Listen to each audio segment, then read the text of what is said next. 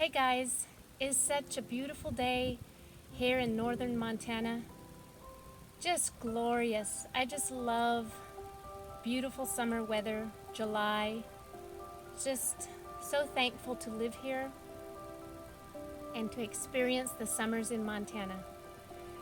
Anyways, I wanted to show you guys what I do with all my massive tea.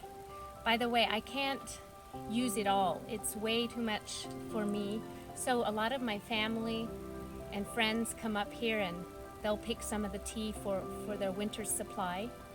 What I'm about to do is I'm gonna cut off this tea. I did a few of them, stems like this. I cut off the stems, and then what I'll do is strip the leaves off of them. And I'm going to dry them, and I'm simply just gonna take them up in my guest bedroom on the bed and spread them out and cover them and let them dry for a week or so until they're completely dry, and then I'll just store them for the winter and we'll have fresh, hot garden tea throughout the winter that we absolutely love. So I'm gonna get started.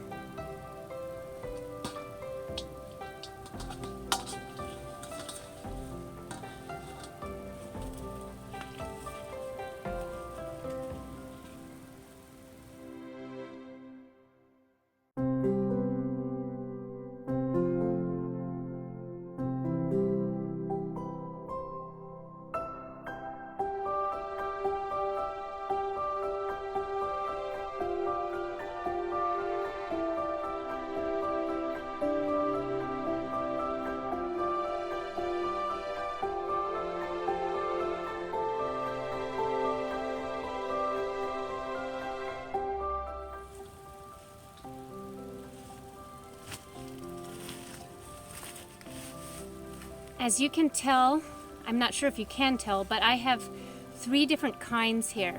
And this one is the main kind we use mostly. It's called apple mint. And they're more fuzzy. I don't know how well you can see them, but the leaves are a little bit fuzzy. And it just makes a really good tea.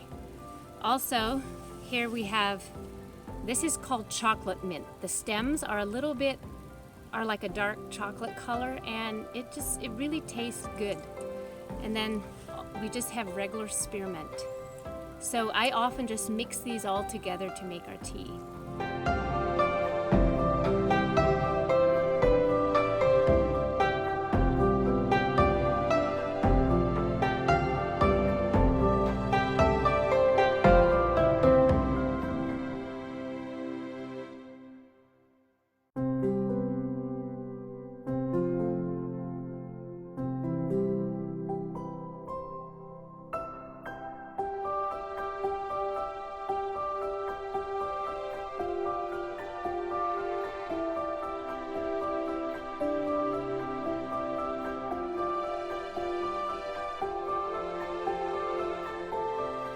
So I have a whole big pile of tea here, and I am going to show you how I just strip them. Like, I come up to almost to the top. I leave a couple of the leaves here on the top, and I just take a hold and I just strip it. Oh, I just tore this off. Anyways, I usually just leave the top a little bit, couple of the top leaves, and just let them fall in there, and the rest I'll strip down. Usually I can pretty good with my hands. I just stripped it off. Let's try another one. Just hold it close to the top and just strip the bottom leaves right off. And it won't ruin them. It won't hurt them much. And then just the little bit top up here, I just snip off like that and just leave it together. And it'll dry like that. So I'm gonna get to work and get this stripped off because I have other things to do.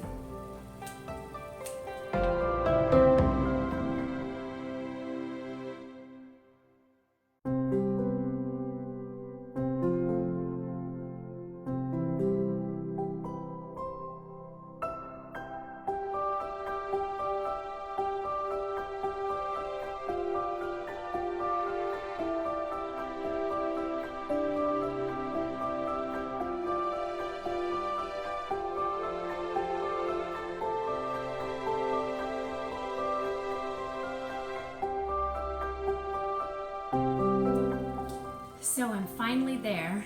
It took me about, I think about 30 minutes to take all these leaves off the stems. And I have here I have a little pile of stems left that I'll throw to the chickens. So I'm gonna take these upstairs and just spread them out on the bed.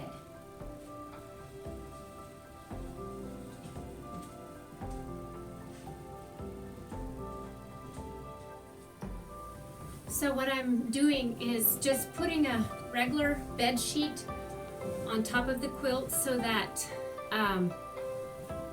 the quilt doesn't get any dirt on it or anything. Just keep it clean. And then I can just take this sheet off, and once it's all dry, and just shake it out there, and so there's no little pieces of tea or dirt or anything on here.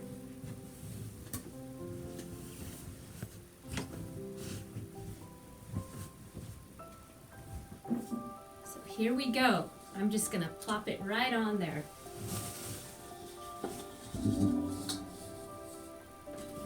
Now what I'll do is just literally spread it all over the bed so that it can dry evenly.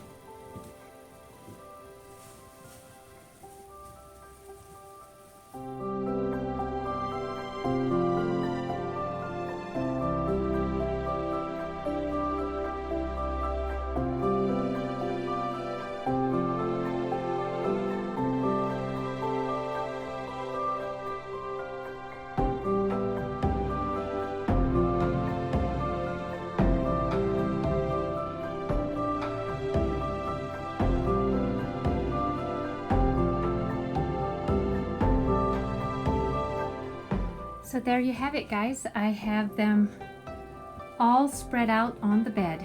Pretty much took the whole bed up, and then what I'll do next is cover it with another sheet just to keep it keep any dust off of it while it dries, and it'll just be drying under that sheet.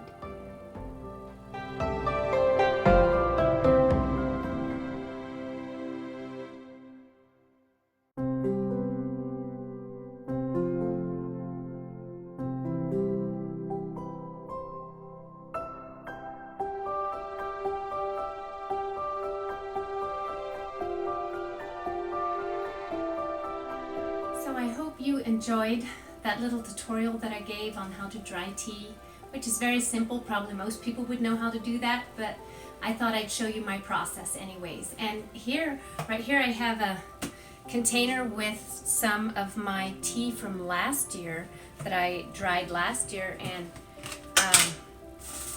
I always put them in like plastic containers like this so that they don't get any more crumpled up, because they're really dry and you can just smash it right up in little bits.